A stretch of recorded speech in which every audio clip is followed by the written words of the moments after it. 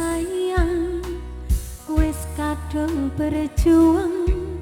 ati wis nyaman rasida bepojoan satuanku telu satuanmu wolu jare wong tuamu pitung era ketemu apa sanggane wong tuwa ora marengke kok kaya ngene nasib sing tak rasake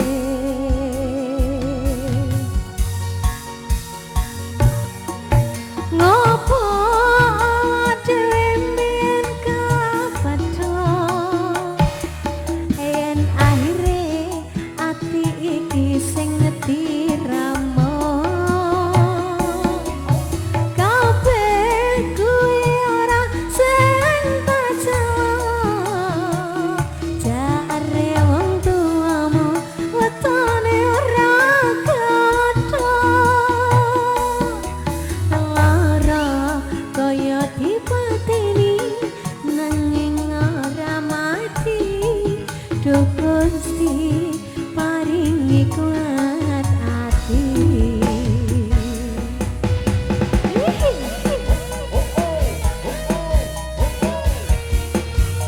bersama AVS Production dan juga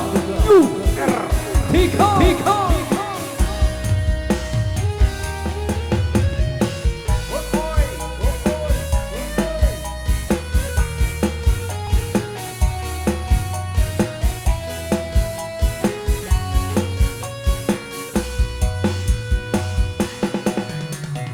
wis kadung sayang wis kadung berjuang ati wis nyaman rasida bepojoan satuanku telu satuanmu wolu jare wong tuamu diitung ra ketemu oh mas apa sanggane love you mas ramarangke kok kaya ngene nasib sing tak rasake iya ngopo awak dhewe mbiyen kepedho yen akhire ati iki sing ngediramo Soko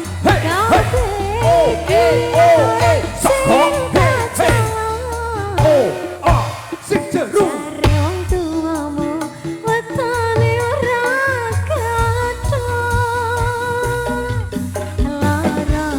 kaya dipateni nanging ora mati duh Gusti paringi kuat ati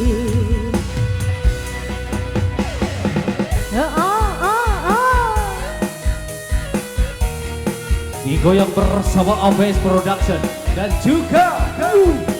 Tika. ada Nana Ambon nggak di sini?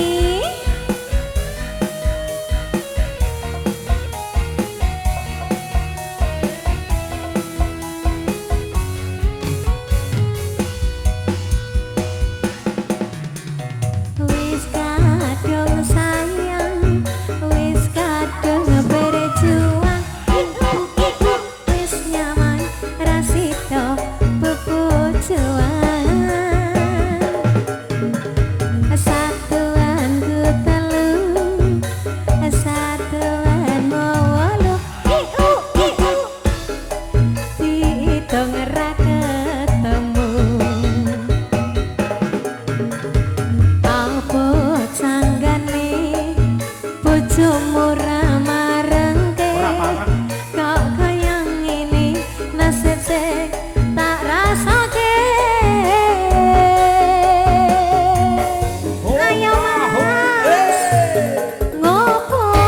awak dhewe mbiyen kepedho ati iki sing ngetiramo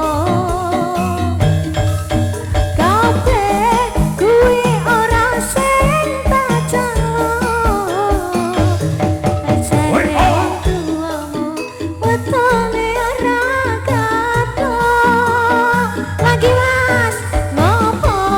awak dhewe mbiyen kepaton akhire anti iki sing diremo kabeh kuwi ora sing tak jalo jare wong tuamu wetone ora katon lara kaya dipateni nanging ora mati Duh Gusti